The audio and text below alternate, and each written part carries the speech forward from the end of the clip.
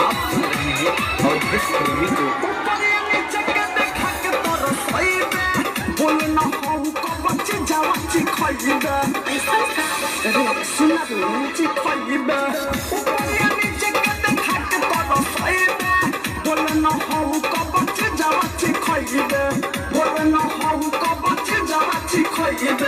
माने ना मोने लागन धरती से आसने हमरा से होने नहीं हमारे दासने झूठ करे निकाहे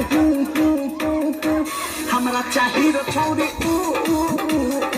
हमरा चाहिए रे छोरी हमरा चाहिए रे छोरी हमरा चाहिए रे छोरी तो हर जमाने तक के जुआ तला दे रे चोली कच्चे झोले का संकर हमारे रे मानव न कहो बेटा तू हमरा चाहिए रे छोरी अच्छा चाहिए रे छोरी अच्छा चाहिए रे छोरी हमरा चाहिए रे छोरी